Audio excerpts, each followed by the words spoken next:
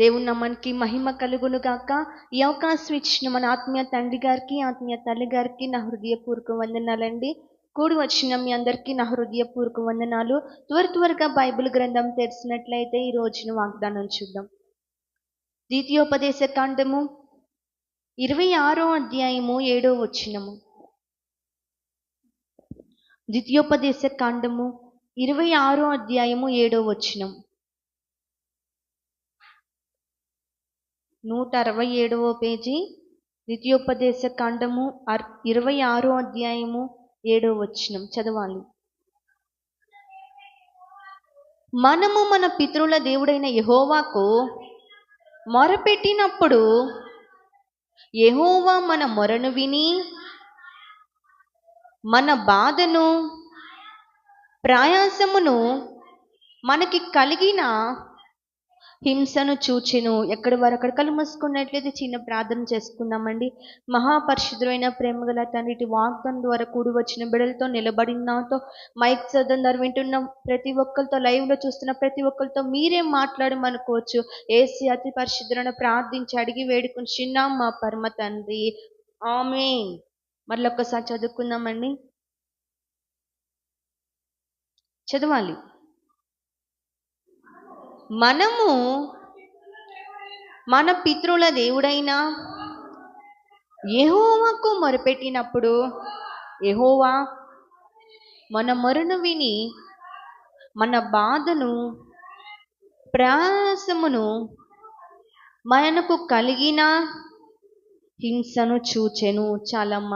అక్కడ ఒక వాక్యంలో, ఒక వచనంలో చూసినట్లయితే మూడు విషయములు ఉన్నాయి. చూడండి. యెహోవాకు మొరపెట్టినప్పుడు, మనము దేవునికి మొరపెట్టినప్పుడు ఆయన మన మొరను విని, ఏంటంట? ఆయన మన మొరను విని. ఇంకొక మాట, మన బాధలను, మన ప్రయాసను, మనకు కలిగిన హింసను చూచెను. ఆ యొక్క వాక్యంలో ఏముందంటే, మనము చేసే ప్రార్థన, మనం దేవుడికి పెట్టే మొర ఆయన వింటాడు. ఆయన వింటాడు. విని వీళ్ళు చేస్తున్నారులే ప్రార్థన అని పట్టించుకొని వాడి దేవుడు కాదండి. ఆయన ఏం చేస్తాడంటే, మనము చేస్తున్న మొర వింటాడు, మనం పడుతున్న బాధను చూస్తాడు, మనం పడుతున్న ప్రయాసను చూస్తాడు. నువ్వు ఏ హింస అయితే పడుతున్నావో, ఏ బాధలైతే పడుతున్నావో, ఏ ప్రయాస అయితే పడుతున్నావో అది ఆయన చూస్తున్నాడు. ఆయన చూస్తున్నాడు. ఆయన మనల్ని చూచే దేవుడు. ఆయన మనల్ని చూచే దేవుడు. బైబిల్ గ్రంథంలో ఒక సహోదరి ఆయనకు పేరు పెట్టింది. ఎవరామా? హాగరు. ఆయన నన్ను చూచే దేవుడు. ఆయన చూచే దేవుడు. చూచుచున్న దేవుడవు నీవే యేసయ్యా, చూడముచ్చటాయనే సుకుమల సమములైన నీ నేత్రాలం కృతము. ఆయన మనల్ని చూచే దేవుడు. ఆయన మనల్ని చూచే దేవుడు. నీ హృదయములు ఎంత బాధ పెట్టుకొని నీ భర్త కోసం అంతగా ప్రయాసపడుతున్నావో, నువ్వు ఎన్ని నిందల అవమానాలు పడుతున్నావో ఆయన నిన్ను చూస్తున్నాడు. ఆయన నిన్ను చూస్తున్నాడు. ఈ రోజున నువ్వు పడుతున్న బాధలు, నువ్వు పడుతున్న హింసలు, నిందలు నీ భర్త చూసి చూడనట్టు ఉంటాడేమో, కానీ ఆయన మాత్రం నిన్ను చూస్తున్నాడు ప్రియబిడ్డ.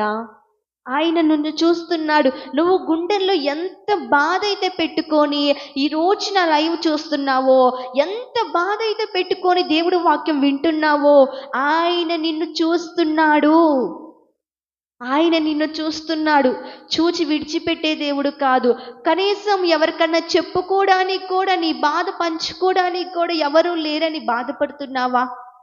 కుటుంబంలో అంతమంది ఉన్నా కానీ అందరూ ఒకటైపోయారు, నన్ను వెలివేసి నన్ను హీనముగా, ఒక పనికి రాని దానిగా చూస్తున్నారని బాధపడుతున్నావా? ఈ రోజున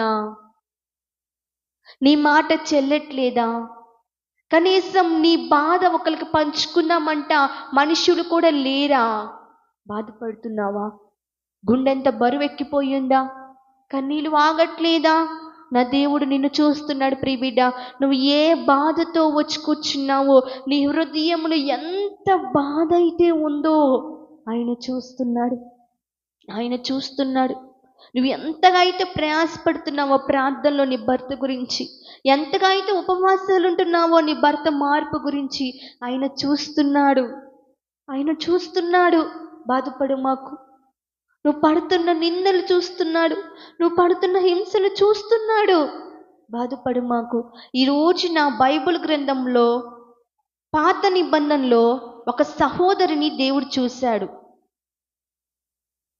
పాత నిబంధన ఒక సహోదరిని దేవుడు చూశాడు పాత నిబంధనలో. ఎవరే అంటే అమ్మ హన్నా. దేవుడు ఆమెను చూశాడు. నిజముగా అలాంటి పరిస్థితి రాకూడదండి, రాకూడదు. ఎందుకంటే ఇప్పుడు ఆస్తులు సంపాదిస్తున్నారు, అంతస్తులు కట్టుకుంటున్నారు, బంగారం ఉంది, వెండి ఉంది, పలుకుబడి ఉంది, కానీ పిల్లలు లేని కొరత ఉంటే ఎంత బాధ అండి. అన్నిటికన్నా ఇది ఒక గొప్ప ఘోరమైన బాధ. నిజముగా ఎవరికి రాకుండకూడదు ఇలాంటి బాధ. ఇంత సంపాదిస్తున్నావు ఎవరి కోసం? ఇంతగా ఇల్లులు కడుతున్నావు ఎవరి కోసం? ఈ పొలం ఎవరి కోసం? నువ్వు ఇంతగా రోజు కష్టపడుతున్నావు ఎవరి కోసం? ఎవరి కోసం? ఒక్క మాట చాలండి గుండెలు బరువెక్కిపోవడానికి, గుండెలు బాదుకొని ఏడవడానికి ఒక్క మాట చాలు. ఆ రోజున హన్నా కూడా అదే బాధ అండి. తన భర్త పేరు ఎల్కానా, మొదటి భార్య హన్నా. కానీ ఆమెకి పిల్లలు లేనందున పెనిన్నాని వివాహం చేసుకున్నాడు ఎల్కానా. చేసుకున్నప్పుడు దేవుడు పెనిన్నాని జ్ఞాపకం చేసుకొని ఆమె గర్భము తెరిచాడు. ఆమెకి పిల్లలు కలిగారు.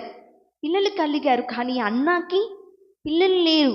ఆ కారణాన్ని బట్టి పెనిన్నా హన్నాని అనేక మాటలు అనేది, అనేక నిందలు వేసేది, అనేక మాటల చేత గాయపరిచేది, వేదనతో ఉండేది హన్నా.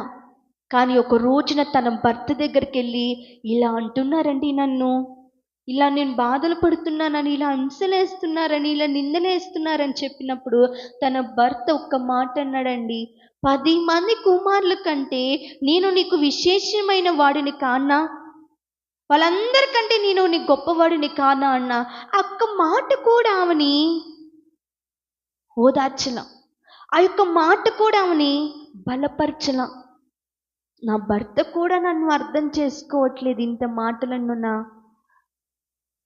కనీసం నా చెల్లి కదా అని మాట పంచుకున్నామన్నా కానీ ఆమె నన్ను సూటిపోటి మాటలతో గాయపరుస్తుంది. ఏం చేయాలి? సంవత్సరాలు గడిచిపోతున్నాయి. ఏం చేయాలి? ఎవరిలో ప్రాబ్లం ఉందో తెలియట్లా. ఏం చేయాలి? హాస్పిటల్కి వెళ్ళి చూపించుకుంటే ఏ ప్రాబ్లం లేదమ్మా, నీకు అందుతారులే అంటున్నారు. కానీ సంవత్సరాలు గడిచిపోతున్నాయి. నెల పీరియడ్ రాగానే ఇంకా నాకు అందరా నిరుత్సాహిత పడిపోతున్నావా? ఇంకందరని బాధపడుతున్నావా? ఇంకెంతకాలం ఈ ప్రయాసం చూస్తున్నావా? బాధపడుతున్నావు. ఆ రోజున అన్నా కూడా బాధపడిందండి. పెనిన్నా అన్న మాటలకి, ఆ సూటిపోటి మాటలకి కోపం వచ్చేది, ఇసుకటేసేది. ఆ కోపం తిరిగి ఒక మాట అంటే మళ్ళీ ఆమె ఎక్కడ బాధపడిద్దని ఆ ఒక్క మాట కూడా అనకుండా ఆమె బాధపడుతూ, ఆమె హింసలు పడుతూ, ఆమె ప్రయాసపడుతూ ఆ బాధ అంతా, కన్నీరంతా దేవుడి సన్నిధిలో ఒలికించింది, దేవుడి సన్నిధిలో మొరపెట్టింది, దేవుడి సన్నిధిలో దుంకాక్రాంతురాలుగా ప్రార్థన చేసింది. ఆ రోజున ఆమె చేసిన మొర దేవుడు విన్నాడు.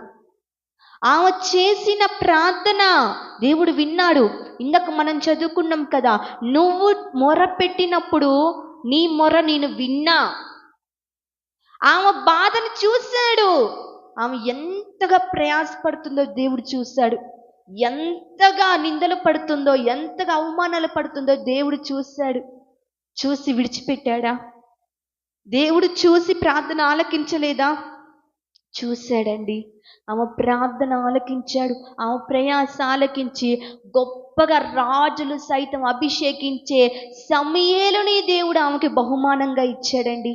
గొప్పగా దేవుడు ఆమె పట్ల కార్యం చేశాడు. ఈరోజు నీకు చేయలేడా కార్యం? నీ బాధలు చూడడా? నీ ప్రయాస చూడడా? నువ్వు ఇంతగా నలిగిపోతుంటే, నువ్వు రోజు ఇంతగా ఏడుస్తుంటే దేవుడి సన్నిధిలో ఆయన చూడడా? నీ ప్రార్థన జవాబు రాదా? ఆయన చూచుచున్న దేవుడండి. నువ్వు బాధపడుతుంటే నీ పక్కన వాళ్ళు చూసి నవ్వుకుంటారేమో, కానీ నువ్వు బాధపడుతుంటే ఆయన చూచి నవ్వుకునే దేవుడు కాదు. ఆయన చూసి అసహించుకునే దేవుడు కాదు. ఆయన చూసి నా బిడ్డలు ఇంత బాధపడుతున్నారని పట్టించుకునే దేవుడు. ఒక రోజున ఒక సహోదరి వివాహమయ్యి 5 సంవత్సరాలు అయిందండి. అందరు శ్రద్ధగా వినండి. వివాహమయ్యి 5 సంవత్సరాలు అయింది, పెళ్ళయి 5 సంవత్సరాలు అయింది, కానీ పిల్లలు లేరు. ఆమెకి ఇదే కొరత. అన్నాకున్న కొరత ఆమెకుంది. భర్త బాగా చూసుకునేవాడు, అత్తమామలు బాగా చూసుకునేవాళ్ళు, కానీ సంవత్సరాలు గడిచిపోయే కొంది ఇంట్లో టార్చర్ పెడతాం మొదలుపెట్టారు.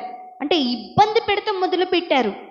ఇంకా నువ్వు ఇక్కడ ఉంటాం వేస్ట్, నువ్వు మా ఇంట్లో ఉంటాం వేస్ట్, నా కొడుకుతో ఉంటాం వేస్ట్, నువ్వు వెళ్ళిపో మీ అమ్మగారింటికి, నా కొడుక్కి మరొక వివాహం చేస్తాను అని అత్తగారు రోజు రోజు అనేక మాటల చేత ఎంత మంచిగా కూర చేసినా కానీ ఏదో వంకతో తిట్టేది.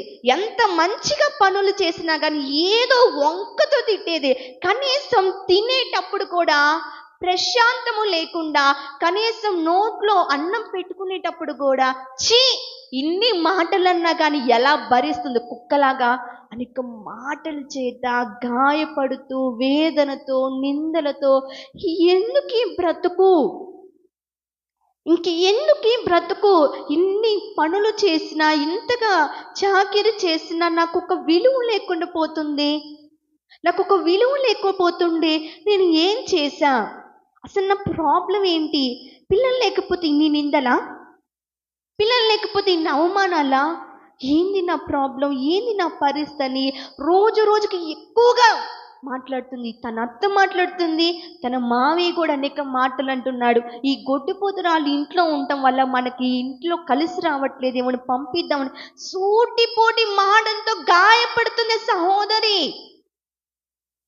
భర్త కూడా తల్లిదండ్రులకి సపోర్ట్ చేస్తున్నాడు. నా భార్యకి ఎంత వయసు అయిపోయింది, 5 సంవత్సరాలుగా పిల్లలు ఎందుకు కలుగుతారు అనే మాట కూడా అనకుండా తన తల్లిదండ్రులు అనే మాటలు హృదయంలో పెట్టుకొని, నిజమే నా భార్య ఉండటం వల్ల మాకు కలిసి రావట్లేదేమో, నిజమే నా భార్యకి ఏదో ఫాల్ట్ ఉందేమో, అందుకని పిల్లలకు కలగట్లేదేమో, నిజంగా వేరొక వివాహం చేసుకుంటే కలుగుతారేమోనని తన భర్త కూడా అనేక మాటలు అంటున్నాడు.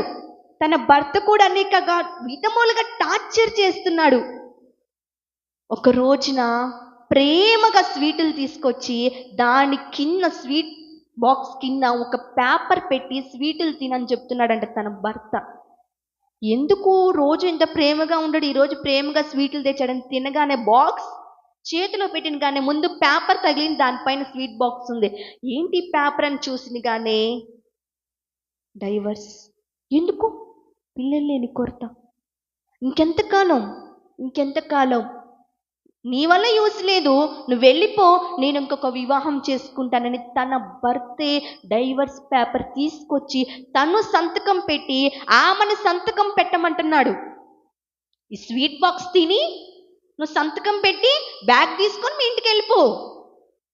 మాట ఎంత తీయగా ఉందండి, ఎంత వేదన ఉండిద్ది ఆ హృదయం. ఆ మాట అన్నప్పుడు ఎంత బాధపడిద్ది. కానీ తను ఏం చేసిందంటే, 1 నెల రోజులు నాకు టైమి, నువ్వు అన్నట్టే సంతకం పెడతా, ఒకే ఒక్క నెల రోజుల టైం అని కాళ్ళ మీద పడిందండి. తన భర్త కాళ్ళమైన, అత్తమామైన కాళ్ళమైన జోగాడుతుంది, ఏడుస్తుంది. ఒక్క నెల రోజులు టైం ఇవ్వండి, ఒక్క నెల రోజులు టైం ఇవ్వండి.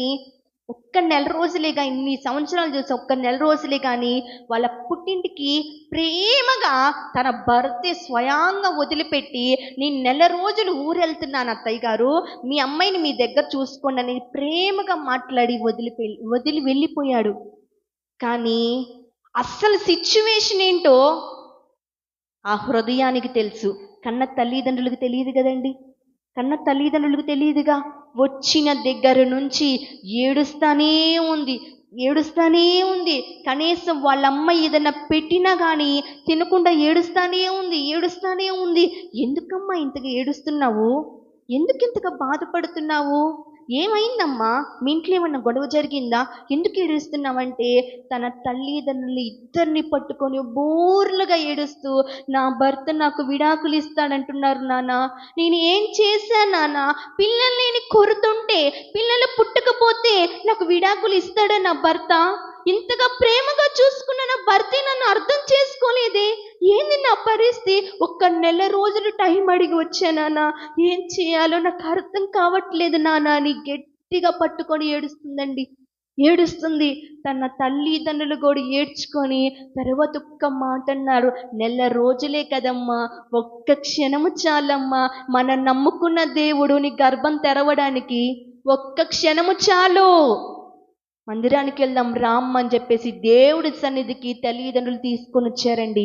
ఇద్దరు తల్లిదండ్రులు బాప్తిసం తీసుకున్నారు, దేవుళ్ళ ఎదిగే వాళ్ళే.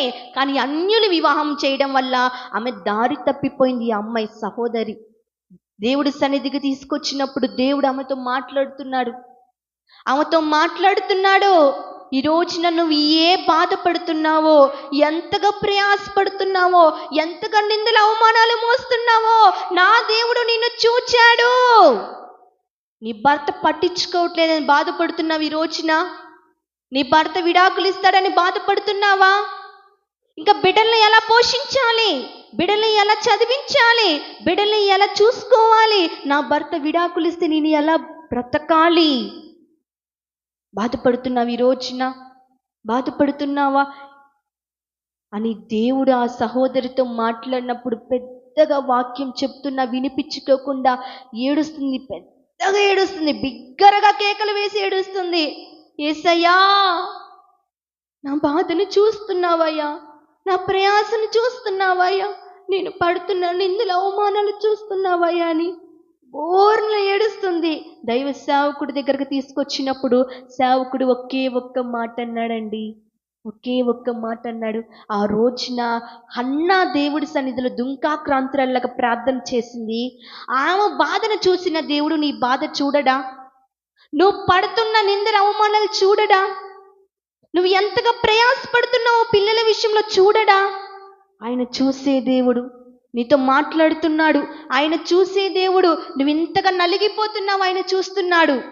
నువ్వు ఎంతగా వేదన పడుతున్నావు, ఆయన చూస్తున్నాడు. ఒక్క నెల రోజులేంటమ్మా, ఒక్క వారము చాలు నీ గర్భం తెరవబడటానికి. విశ్వాసం ఉంచి నమ్మి ప్రార్థన చేసి ఎల్లు అని దైవ సేవకుడు చెప్పినప్పుడు సేవకుడు కాళ్ళు పట్టుకొని, నిజమా పాస్టర్ గారు, నాకు అందిద్దా పాస్టర్ గారు, నా భర్త డైవర్స్ ఇస్తానంటున్నాడు పాస్టర్ గారు, ఏడుస్తుంది సేవకుడు కాళ్ళు పట్టుకొని. సేవకుడు అంటున్నాడు, నా కాళ్ళు కాదమ్మా, బలిపీఠము మీద ప్రార్థన చేయి, మోకరించి దేవుడు ఈ క్షణమే నీ గర్భం తెరవబోతున్నాడు అని చెప్పినప్పుడు దేవుడి సన్నిధిలో బలిపీఠం ఎదుట తను ఎంతగైతే నలిగిపోయిందో, అత్తామామలు ఎన్ని మాటలైతే అన్నారో అవన్నీ గుర్తు తెచ్చుకొని పెద్దగా ఏడుస్తుంది. తన తల్లిదండ్రులు కూడా చూడలేకపోయారు. నిజముగా నా కూతురు ఇంత కష్టపడిందాడా, ఇంత అవమానాలు పోసిందా, కనీసం తినిందో తినలేదు. అసలు ఆ తల్లిదండ్రులు చూస్తారండి, బిడ్డలు బాధపడుతుంటే, బిడ్డలంతా ఏడుస్తుంటే తల్లిదండ్రులు చూసి ఓర్చుకోగలుగుతారా? ఓర్చుకోలేదు. అంతగా బిగ్గరగా ఏడుస్తుంది. దేవుడు ఆ రోజున ఆమెను చూశాడు, ఆమె ప్రార్థన ఆలకించాడు, ఆమె బాధను చూసి, ఆమె పడుతున్న ప్రయాస చూశాడు. ఆ రోజున ఆమె పడుతున్న హింసని, నిందల అవమానాలు చూశాడు. చూసి ఆమెను జ్ఞాపకం చేసుకొని ఒక్క వారమేనండి, ఒక్క వారంకే ఆమె టెస్ట్ చేసుకుంటే ఆమె గర్భవతి అని తెలియంది.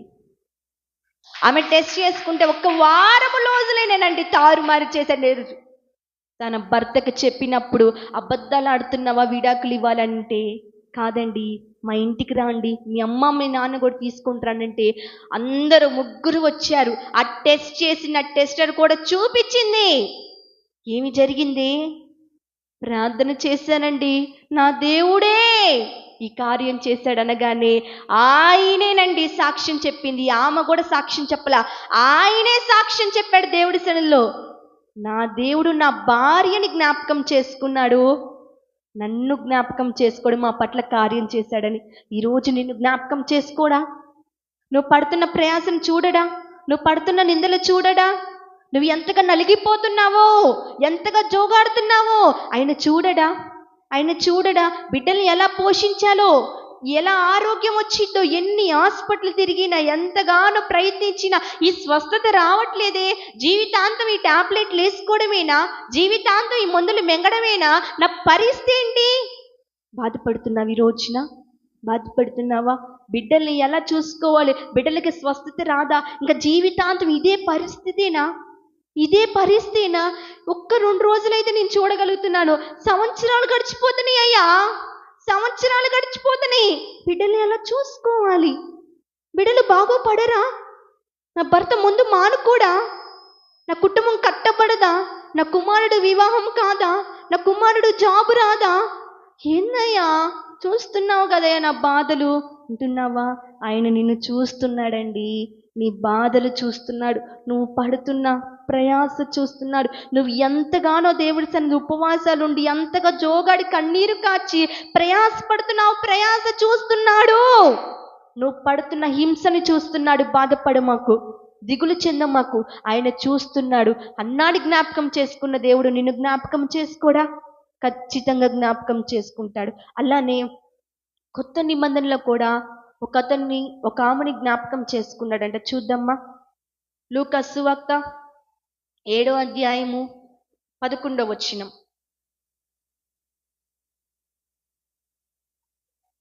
7వ అధ్యాయం 11వ వచనం.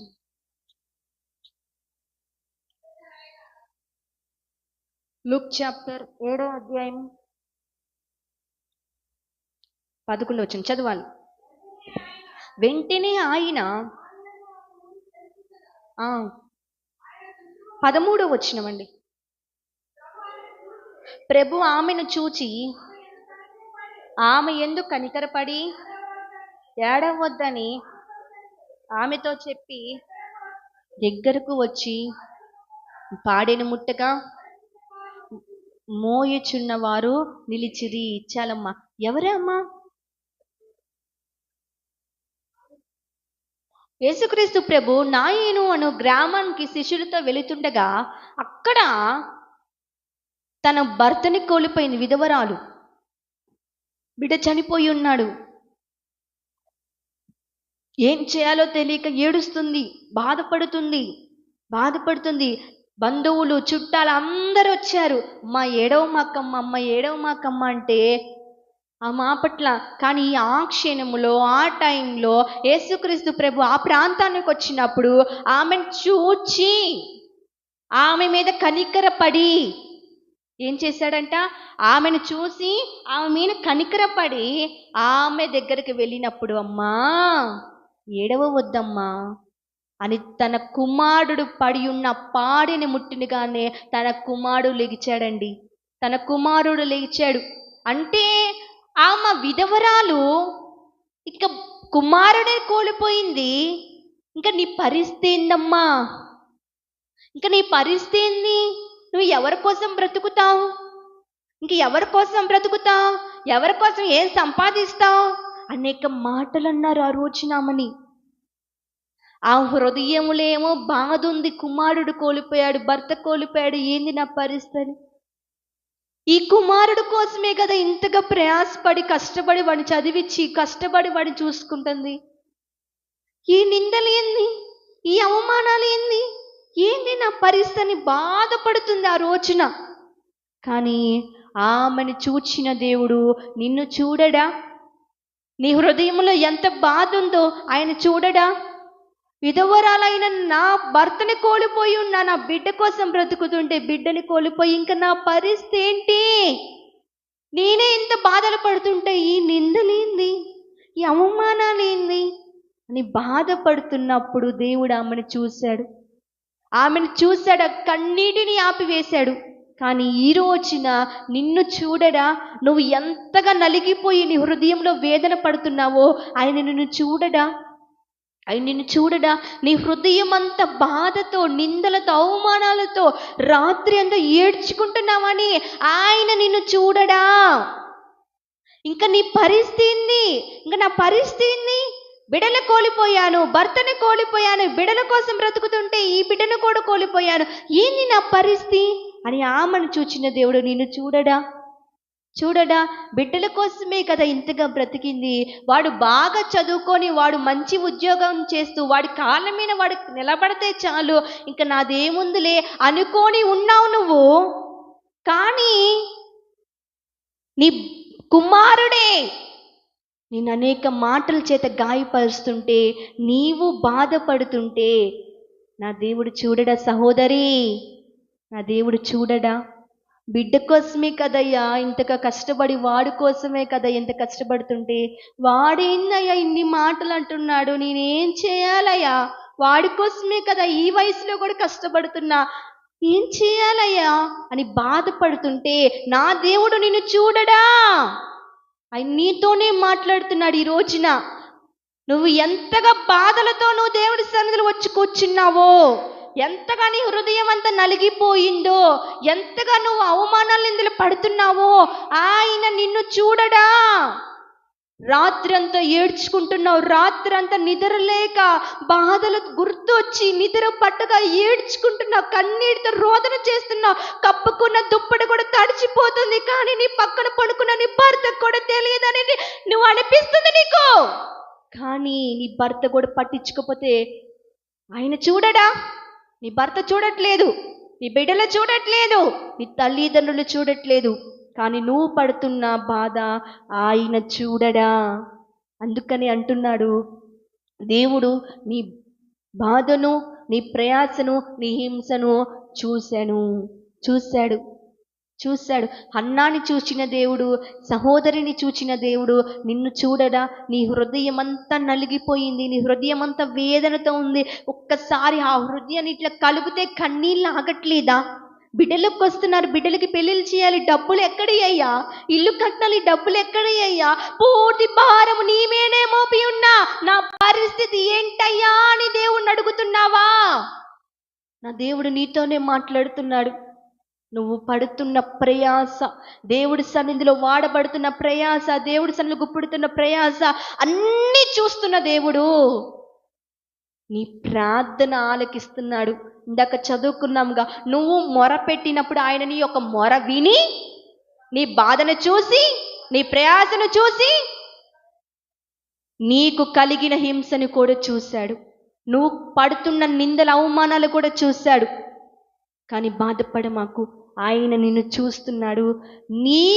నువ్వు చేసిన ప్రార్థనకి జవాబు రాబోతుందని నమ్మి ప్రార్థించు, అప్పుడు నువ్వు గొప్ప కార్యం చూస్తావు. అర్థమైందా? నువ్వు చేస్తున్న ఏ ప్రార్థన అయినా కావచ్చు, నీ జాబ్ విషయం, నీ కుటుంబం విషయం, ఏ బాధ అయినా నీలో ఉండొచ్చు, కానీ వాటి గురించి నేను నమ్మా, నాకు ఈరోజు ఈ క్షణమే నా ప్రాబ్లం సొల్యూషన్ దొరికింది, ఇక్కడే దొరికిందని నమ్మి ప్రార్థించు. ఈ క్షణమే నీ పట్ల కార్యం చేయడం మొదలు పెట్టబోతున్నాడు. ఈ క్షణమే నీకు మంచి రోజులు రాబోతున్నాయి. నమ్మి ప్రార్థించు, నువ్వు గొప్ప కార్యం చూస్తావు. మరి ప్రార్థించుకున్నామా? అందరూ ఉపవాసాలతో, పరిచర్యలో, ప్రయాసతో, భారముతో నువ్వు ఉంటున్నావో, నువ్వు ఎన్ని నిందల అవమానాలు పడుతున్నావో ఆయన చూస్తున్నాడు. ఇంకెంత కాలం అయ్యా ఈ కోర్టు కేసులు, ఇంకెంత కాలము నాయనా, నా భర్త రాడా, నా బిడ్డలకి జాబ్ రాదా, నా బిడ్డల్ని వాడుకుంటానన్నావుగా అయ్యా, ఇంకెంతకాలం వేసయ్యా, నా కుమారుడు వాడుకో అయ్యా, ఈ భారం నేను భరించలేకపోతున్నా. ఆ రోజున సహోదరి విషయంలో తారుమారు చేసి డైవర్స్ ఇప్పకుండా కుటుంబాన్ని కట్టిన దేవుడు నీ కుటుంబాన్ని కట్టలేడా? నువ్వు ఎంతగా ఏడుస్తున్నావో చూస్తున్నాడండి. 6 బాధలు కలిగినా కానీ, 7వ మారును పడినా కానీ దేవుడు లేవనెత్తగల సమర్థుడండి. ప్రార్థించు. అన్న ప్రార్థించింది దేవుడి సన్నిధిలో. ఎన్ని నిందలు అవమానాలు పడుతుందో.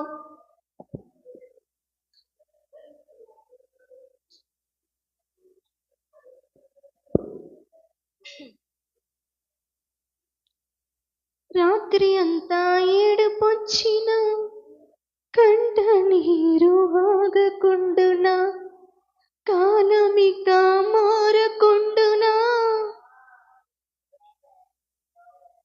విడువాడు నిన్ను ఎడబాయడు, కన్నీటి కవితలో గమ్యానికి చేర్చును.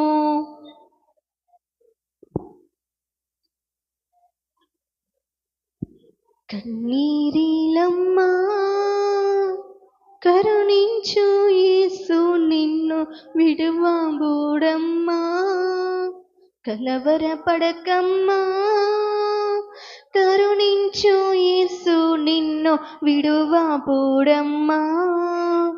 నా దేవుడు సముద్రాలైనా దాటిపోతాడేమో కానీ నువ్వు కారుస్తున్న కన్నీటిని దాటిపోడమ్మా. నువ్వు కారుస్తున్న కన్నీటిని ఒక బుడ్డిలో పడుతున్నాడు. నువ్వు ఎంతగా రోదన చేస్తున్నావో దేవుడి సన్నిధిలో ఆయన చూస్తున్నాడు. నువ్వు పడుతున్న హింసని చూస్తున్నాడు. నువ్వు పడుతున్న ప్రయాసని చూస్తున్నాడు.